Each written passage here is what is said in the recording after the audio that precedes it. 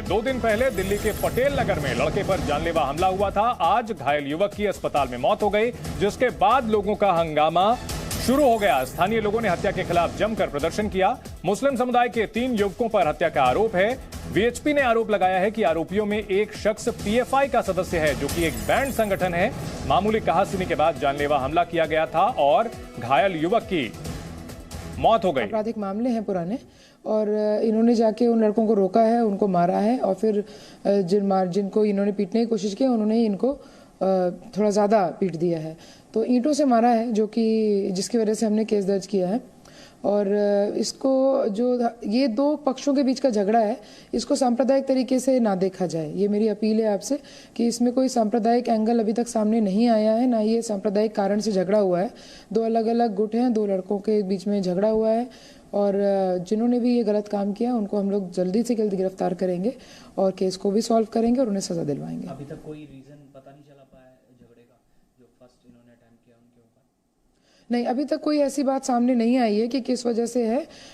जो हम लोगों ने ब्लड सैंपल्स भी उनके लिए थे उस दिन, तो उससे भी पता चलेगा कि अगर कोई शराब पीने या उस तरह की बात है या नहीं। तो दोनों गुट में कितने लड़के थे? 3 लड़के एक तरफ थे, नीलेश, आलोक और मोंटी, और दूसरी तरफ से जो 3 लड़कों को हमने आइडेंटिफाई किया है जो बाइक पर बैठे हुए आ रहे हैं, वो हैं उफीजा, अदनान और अब्बास। ये तीनों ही आसपास के रहने वाले हैं, रंजीत नगर इलाके में रहने वाले हैं। अभी भागे हुए हैं, पुलिस से बच रहे हैं, जल्दी हम इन्हें गिरफ्तार करेंगे। पुलिस के मुताबिक ये मामला सांप्रदायिक नहीं है, बल्कि 2 गुटों के बीच झड़प का है। और लेकिन इसके बावजूद इलाके में फिलहाल तनाव पसरा हुआ है। स्थानीय लोग सड़कों पर उतरे हैं।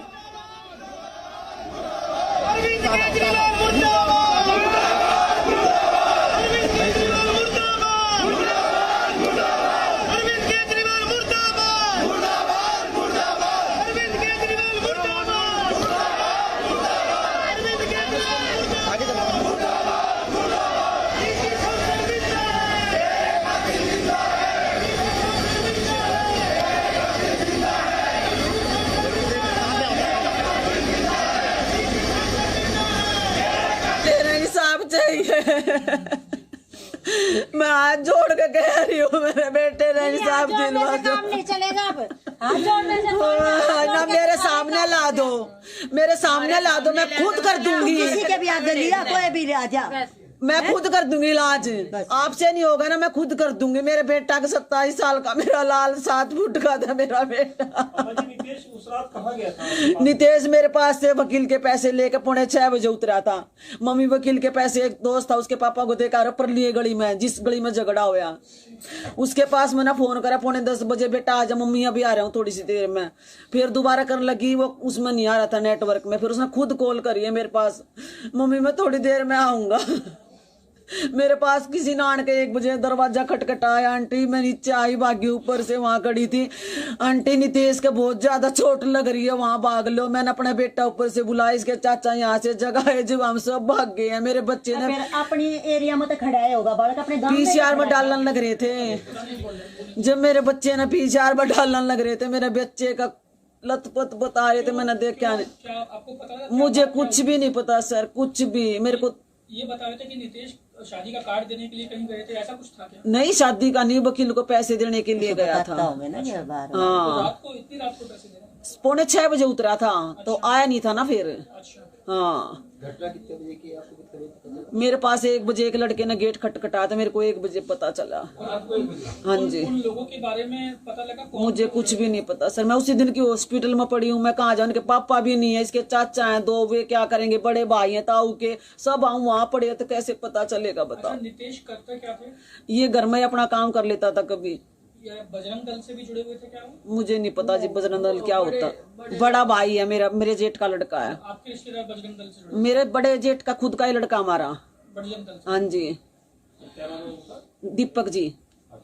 ये कभी नितेश ने इन लड़कों के साथ झगड़े वाली कोई बात बताई थी आपको? नहीं, कभी भी नहीं। ये तो और कोई था क्या था, कभी मुसलमानों से तो कोई हुआ है नहीं कुछ भी, कभी भी।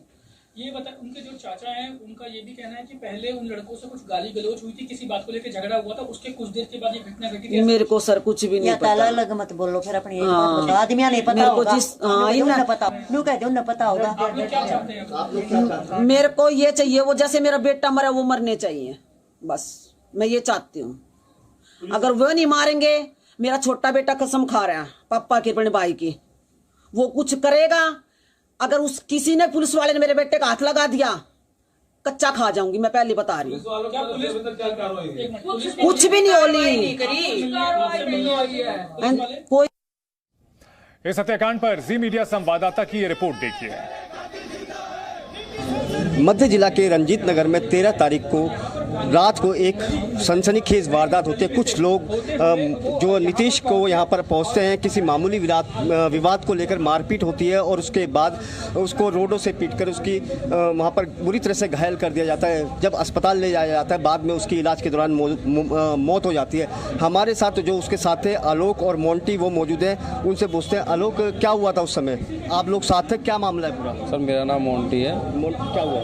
सर मैं गली से जा रहा था, मैंने देखा कि आलोक को 2-3 जनों ने पकड़ रखा है और फंटूस को गला दबा के चौक बना रखा था गली के बाहर, मारने की कोशिश करी जा रही थी। मैंने फंटूस को वहाँ छुड़वाया, नितेश को। मैं फिर आलोक के पास आया। इतने में आलोक के पास जब तक मैं आया तो वहाँ से 20-25 लोग रॉड और बेसबल्ला लेके सीधा मारना स्टार्ट कर दिया। वो किसी समुदाय से ही लग रहे थे सर, पूरी प्लानिंग करके आए हुए थे। उसको मारते मारते भी यही बोला कि अब तुझे मार के ही छोड़ेंगे आज यहाँ से। पहले 3 थे सर, उसमें से फिर एक लड़का, 2 लड़के हमें मारने लगे और एक लड़का भाग के मस्जिद से 20-25 लड़के बुला लाया, जिनके पास डंडे, लोहे की रॉड और बहुत सारी चीज़ थे, हथियार।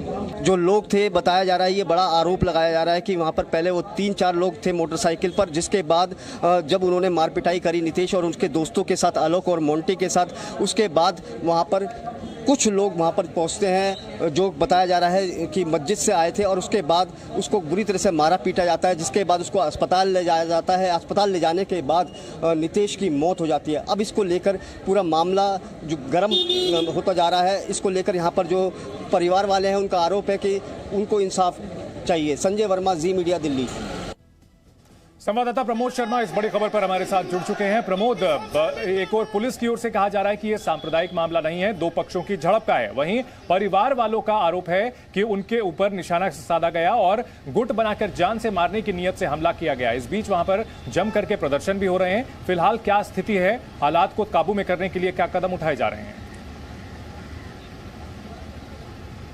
बिल्कुल चंदन, मामले की संवेदनशीलता को देखते हुए भारी पुलिस बल जो है पूरे इलाके में तैनात कर दिया गया है। हालांकि पुलिस का ये कहना है कि ये कोई सांप्रदायिक मामला नहीं है, दो गुटों के बीच की आपसी लड़ाई थी। लेकिन सबसे बड़ा सवाल यही है कि आखिर वो क्या वजह थी जिसकी वजह से जो है नितेश की हत्या कर दी गई, उसे बेरहमी से पीटा गया। क्योंकि जो उफीज़ा है, अदनान है और अब्बास है, तीनों आरोपी अभी पुलिस की गिरफ्त से दूर है। पुलिस ने जो है CCTV की मदद से उन्हें आइडेंटिफाई तो कर लिया है, लेकिन अभी किसी की गिरफ्तारी नहीं हुई है। यही नहीं पता चल पाया कि आखिर झगड़े की वजह क्या थी। और जिस तरीके से मोंटी का या फिर आलोक का कहना है कि काफ़ी सारे लोग जो है मस्जिद से निकल के आए और उसके बाद हमला किया गया, और उसकी जांच भी पुलिस कर रही है। लेकिन पुलिस के लिए सबसे बड़ी चुनौती है कि उस पूरे इलाके में लॉ एंड ऑर्डर को मेंटेन किया जाए। प्रमोद, हमने देखा कि किस तरह से विरोध प्रदर्शन के दौरान अरविंद केजरीवाल, जो दिल्ली के मुख्यमंत्री हैं, उनके खिलाफ नारेबाजी की जा रही है। साथ ही साथ इस मामले में यह भी आरोप लगाया जा रहा है कि जो आरोपी हैं उनमें से एक शख्स PFI का सदस्य है।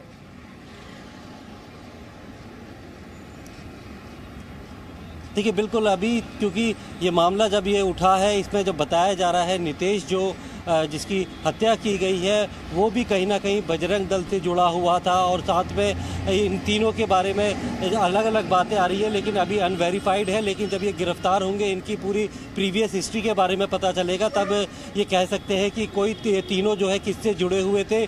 और ये नितेश के बारे में क्या ये सोची समझी साजिश थी या फिर 2 गुट आपस में आमने सामने होने के बाद किसी बात पे, छोटी सी बात पे कहा सुनी होकर झगड़ा हुआ। लेकिन फिलहाल जो है ये जिस तरीके से पूरे माहौल में पुलिस बल को तैनात किया गया है और इस मामले की गंभीरता को पुलिस मान के चल रही है, तो कहीं ना कहीं इसके पीछे जो है कोई साजिश बड़ी हो सकती है। और जिस परिवार और जो दोस्त हैं नितेश के, वो आरोप लगा रहे हैं कि नितेश को पकड़ा हुआ था, उसे पहले ही मार रहे थे। जब वो बीच बचाव करने गए तो उनको भी पीटा गया। यानी कि जो या तो नितेश जानता है या तीनों जो लोग फरार है वो जानते हैं कि झगड़ा किस बात पे हुआ। पुलिस के पास अभी तक इस बात की कोई जवाब नहीं है कि झगड़े की आखिर वजह क्या थी। प्रमोद, ऐसे में जब अभी तक कुछ साफ नहीं है तो पुलिस की ओर से जो दावा किया जा रहा है कि ये मामला सांप्रदायिक नहीं है, वो किस आधार पर किया जा रहा है? अभी तो ये पड़ताल चल रही है ना, अभी पुलिस भी कैसे निष्कर्ष पर पहुंच सकती है? देखिए, सबसे बड़ा सवाल यही है, पुलिस जो दावा कर रही है वो सिर्फ इस बात को लेके कर रही है कि आसपास ही रहने वाले हैं और किसी बात को लेके झगड़ा हुआ है। नितेश और आलोक का जो है वो प्रीवियस जो क्रिमिनल बैकग्राउंड भी है और इस चीज़ को लेके पुलिस का ज़्यादा दबाव इस बात को लेकर भी है कि कहीं इस चीज़ को लेकर मामला जो है वो बिगड़ ना जाए, लॉ एंड ऑर्डर की स्थिति खराब ना हो। इसलिए फिलहाल जो है पुलिस ने पहले इस मामले में 308 की धारा को लगाया था और नितेश की मौत के बाद इसे 302 में कन्वर्ट कर दिया गया। पुलिस की ओर से क्या बयान दिया गया है प्रमोद, अपने दर्शकों को वो भी सुनाते हैं।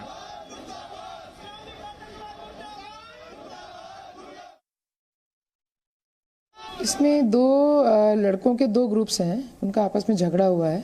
तो एक तरफ नीलेश है, आलोक और मोंटी। तो ये तीनों लड़के आए और इन्होंने सामने से आने वाली बाइक को रोका। उस बाइक पे जो सवार था उसको नीचे गिरा दिया और फिर उनको पीटना शुरू कर दिया। उसके बाद ये लड़के थोड़ी देर के बाद जो दूसरा वाला ग्रुप है उन्होंने इनको झगड़ा करते करते इनको पीट दिया है।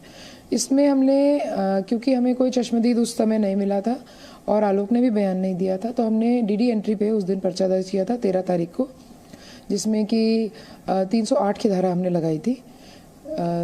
308 में जिस व्यक्ति को ज़्यादा चोट लगी थी, नीले